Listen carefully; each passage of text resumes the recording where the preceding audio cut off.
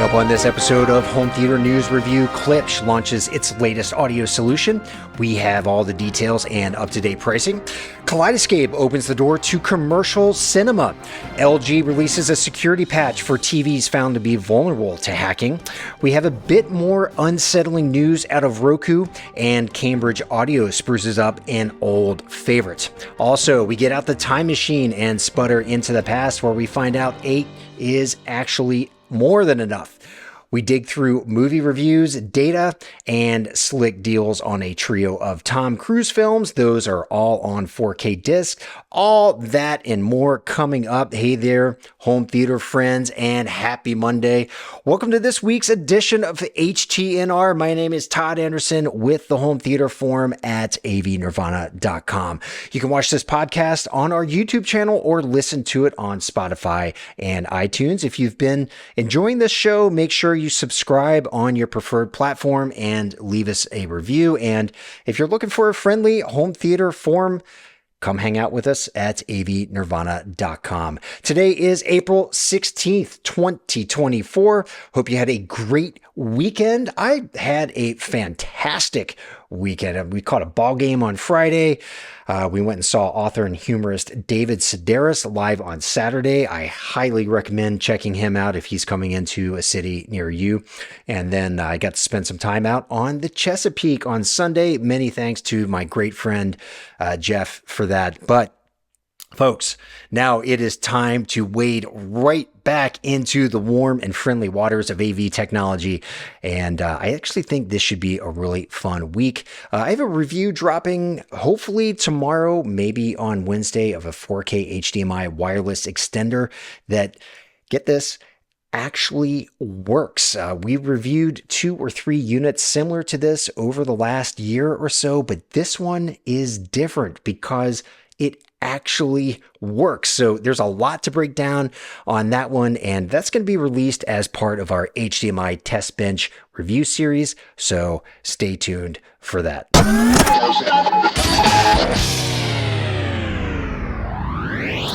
All right, you heard the sound. That's us getting shotgunned back in time to take a look at this day in the history of film, TV, tech, basically whatever I can dig up and share. And as it turns out, today is kind of a dull day in terms of that kind of history. Let me take a look at my notes here. We've got Tokyo Disneyland opened on this day back in 1983. And incidentally, I didn't know this, but Tokyo Disney isn't owned by Disney at all. The properties are merely licensed, which I find totally fascinating. Fox's In Living Color, which was a comedy skit over here on Fox TV that premiered in 1990. Do you remember a sitcom called 8 is Enough? You'd have to be in your kind of 50s probably to remember this. I think it ran mid-70s, maybe late 1970s into the very beginning of the 1980s. There was a little boy in that family with a bowl cut. Unmistakable. His name was Nicholas, really cute little kid. His real life name was Adam Rich. Anyhow, apparently he was arrested on this day back in 1991 for burglary, which I find shocking, just remembering him just as Nicholas on that sitcom. But unfortunately, I did a little digging around, and it sounds like Adam Rich had struggled with drug addiction and some other issues with the law, and recently passed away within the last year or so. And for you Trekkies out there, William Shatner, Leonard Nimoy, and DeForest Kelley were all inducted into the National Association of Broadcasters Hall of Fame back in 1992. Of course, that was on April 15th. But today, in my mind, is really best known for 2 major historical events. We have in 1912, the Titanic sank. What a terrible tragedy. And in 1947, the late, great Jackie Robinson broke the Major League Baseball color barrier. He started at first base for the then Brooklyn Dodgers on opening day. And here's just a little bit of baseball trivia for you. The name Dodgers, that actually comes from folks in that part of New York City, of course, that's Brooklyn, that were really good at evading the city's trolley streetcars. That name actually began as the Trolley Dodgers. It was later just chopped down to Dodgers. And of course, that franchise eventually moved out to Los Angeles. I think that happened in the late 1950s, early 1960s, because they've been out in Los Angeles for about 60, 65 years or so.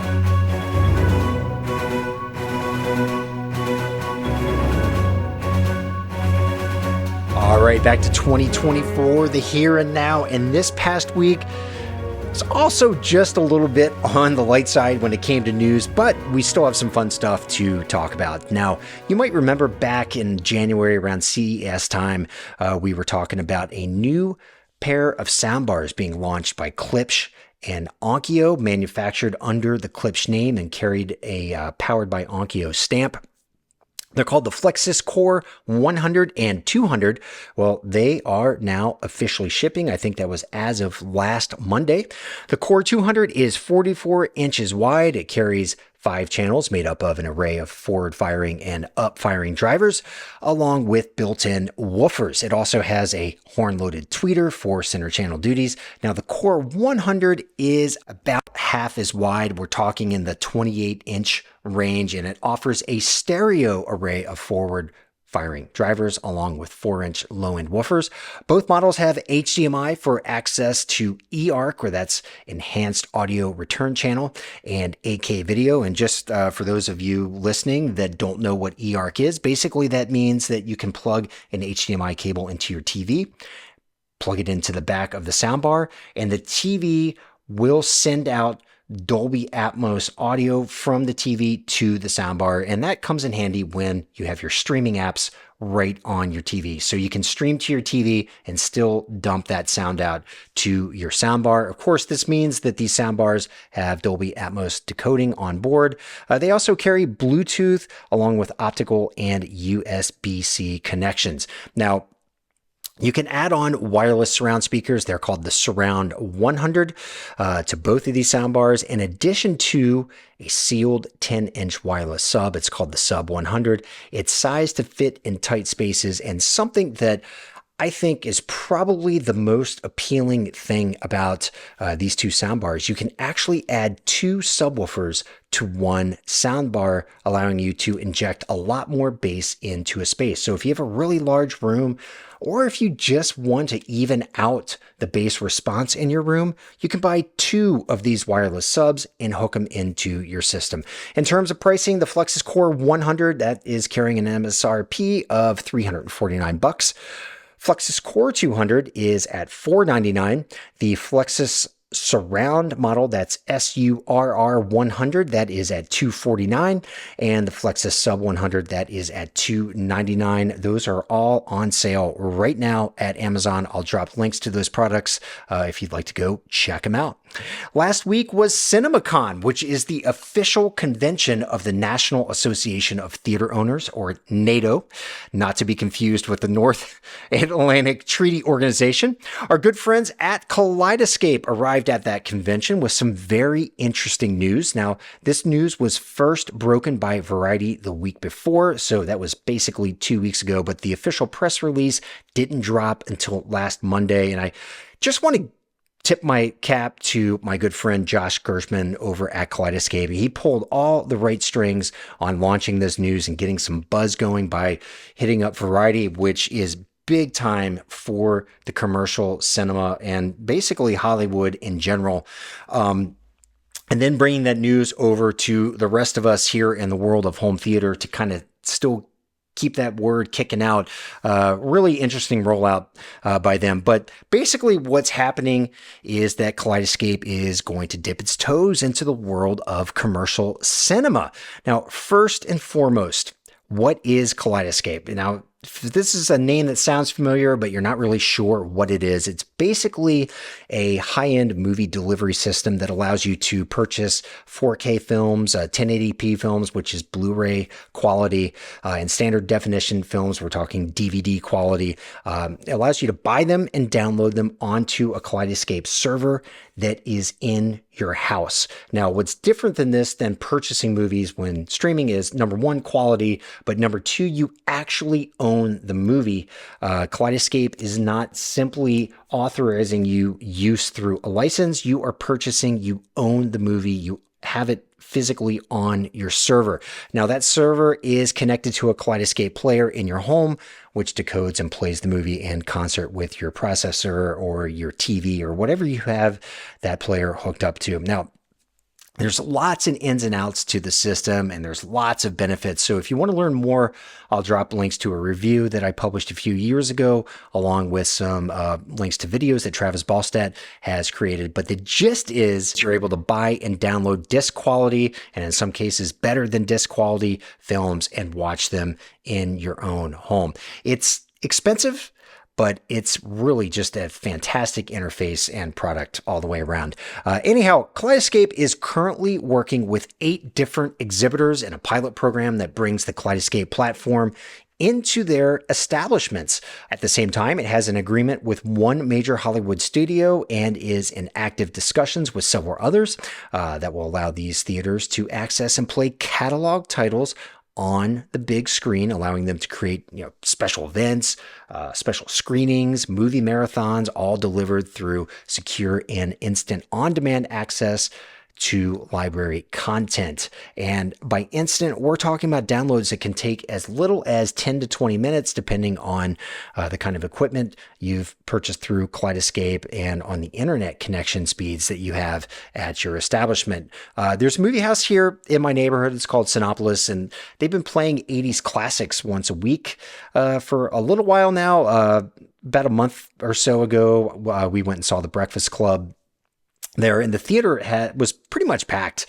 So from my perspective, I think there's definitely a demand for older catalog movies on the big screen, and Kaleidescape gives a theater a lot of flexibility to make pretty much instantaneous decisions on what kind of content they want to download and then show. So this is a very exciting budding partnership for Kscape and the commercial cinema industry, and we're going to keep our eye on this and see how it progresses. If you missed our news headline about LG last week, it's worth noting that Bitdefender, that's a security firm that audits Internet of Things hardware, reported software vulnerabilities to LG about tens of thousands of its smart TVs. That report was filed last November, and a patch was just recently released. We have affected model and operating system versions detailed in an article that's on our homepage. So if you're an LG owner, go check it out. And best practice is to make sure your TV's firmware is up to date no matter what model you own. Speaking of hackers, Roku says that nearly 576,000 of its 81 million, that number is so huge. 81 million user accounts have been compromised. Apparently, rogue purchases have been made using credit card numbers of about 400 hacked users. Roku says they'll make those users whole and are taking steps to make things more secure. And last but not least on the news front, Cambridge Audio says an updated version of its CX-A81 integrated amplifier launching in May. The new CX-A81 Mark II, that's MK2, will feature a new reference level 32-bit ESS DAC and improved circuitry in its Class AB stereo amp that's rated to deliver 80 watts per channel. Connection-wise, it offers aptX HD Bluetooth for streaming 42-bit, 48 kilohertz audio, and has a variety of digital, balanced, and unbalanced inputs. It also has preamp and subwoofer outputs, a mini jack headphone output, and 2 sets of speaker outputs. This new Mark II version will cost about $200 more than the older CX-A81, landing at $1,199.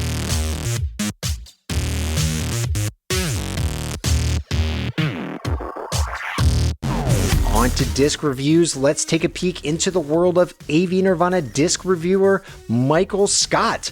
Last week, he reviewed the 4K release of The Ring Collection. That's a trio of horror films, most notably known for the original movie The Ring, which I think was released in maybe 2003, 2004, somewhere in there. Speaking of horror, he also reviewed a horror film featuring a beloved children's IP in the form of Winnie the Pooh. That's right, Winnie the Pooh, slasher. And I'll just say this, if you want proof that Mike isn't a film house shill, this is a review that you need to read. Not to mention, aren't you curious if Winnie the Pooh makes for a compelling horror character? I certainly think you should be. So definitely go over and check out what Mike had to say. And the third film of the week that he reviewed is a Japanese art house drama film called Monster. That's on Blu-ray, and he gives this one high marks. So definitely give it a read if you're looking for something different. All right, and let's turn the page and look at disc sales and data. And unfortunately, my source for disc sales, the Digital Entertainment Group and Media Play News, haven't updated their disc sales this week. They normally do it either Sunday night or early Monday morning, but it hasn't happened. I believe they both work in coordination with the market analysis folks at Circana to source that data. But look, somebody's asleep at the wheel on this lovely Monday, which makes me look like I'm asleep at the wheel. So I guess we're just going to have to wait until next week for a new update. Now, just as a reminder, last week, Aquaman and the Lost Kingdom was number 1 on the disc charts, followed by The Iron Claw and Oppenheimer. It had fallen out of the top 5 all the way down to number 11. And I don't think I'm going out on a limb by just speculating that DVD sales are still swimming in the high 50 to low 60% territory, with Blu-rays accounting for maybe a quarter of sales. The past few weeks didn't have any sort of launch that might push 4K disc sales a little more in the positive direction, but Dune 2 ultimately might have something to say about that. So I guess we're going to have to wait about another 4 weeks to find out. Now to streaming, where digital TV research says that streaming TV and movies is projected to top, this number is crazy, folks, $228 billion in revenue in the year 2029. That's about $64 billion more than last year. Roughly 40% of that revenue is expected to come from the good old US of A. JustWatch.com reports that last week's number 1 streaming film, Anatomy of a Fall, has slipped down to number 4 on the charts. The Zone of Interest has captured the number 1 spot, followed by The Greatest Hits, which started streaming on April 12th. And that's a romance drama. Are those called rom-droms, I guess? That's music fans. I think you should check that one out. It looks like it involves vinyl and some good tunes. So definitely put that one on your list. At number 3, we have Poor Things, and Argyle lands at number 5. Oppenheimer has slipped down to number 6 on JustWatch.com's movie streaming chart. And the bloodbath over on the streaming TV show charts continues. Last week's number 1, A Gentleman in Moscow, has fallen to number 5. Fallout has jumped to number 1 by jumping 29 spots. It's followed by Shogun, Ripley, and Three Body Problem. Last week, we pegged Dune Part 2's streaming debut at April 15th, which is today. It looks like I may have been a day off right now. Just about everyone is saying April 16th is the day. I should have known better. So it's looking like tomorrow will be the big launch event, which is a bit unfortunate for theaters because the movie is still earning. This past weekend, it made $4.3 million at the box office here in the United States, capping off a 45-day run of $272 million domestically, $684 million worldwide. Now, does this mean it will land on Kaleidescape tomorrow? Well, I wish I could give you a definitive yes. I think we'll see it land on servers tomorrow, but if it doesn't, then I'm banking on the following Monday or Tuesday, which would be April 22 or 2023. We did see Kung Fu Panda 4 land for sale on Kscape in 4K with lossless Dolby Atmos. Of course, that's still in theaters, and the classic thriller 3 Days of the Condor is also now available on Kscape for purchase in 4K with a DTS HDMA 5.1 soundtrack. Kscape has also unlocked sale pricing on a bunch of drama films. You're looking at $7.99 to $9.99 in terms of pricing. A few good ones that caught my eye include American Beauty, Dallas Buyers Club, and Billy Elliot. And that Billy Elliot is just a phenomenal flick, so I really recommend that one. Also, a baseball flick starring Robert De Niro caught my eye. It's called Bang the Drum Slowly. I'm actually not familiar with that one, so that one's on my buying radar.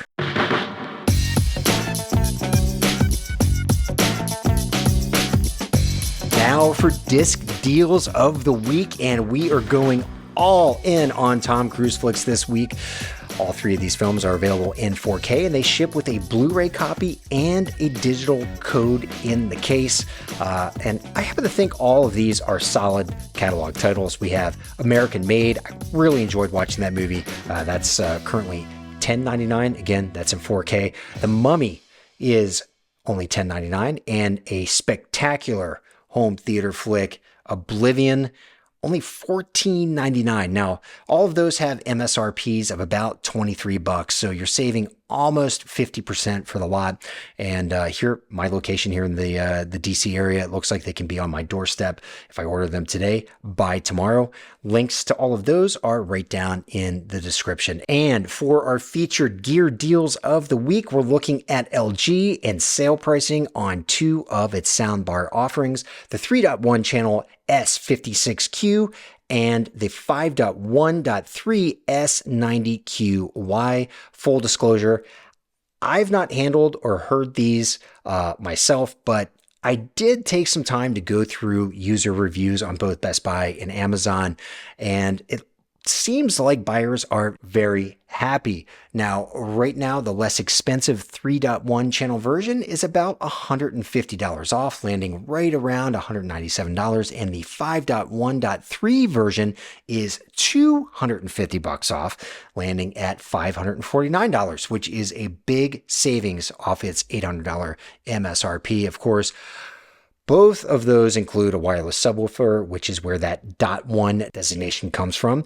You can buy those at that pricing through Amazon and Best Buy. Links are down in the show notes. So if you're looking to inject your TV with a little more audio and you want to keep things discreet, I think they are definitely worth checking out. All right, folks, that's all I've got for you on this beautiful Monday morning. Be good to each other out there, and I'll see you on the forum at avnirvana.com.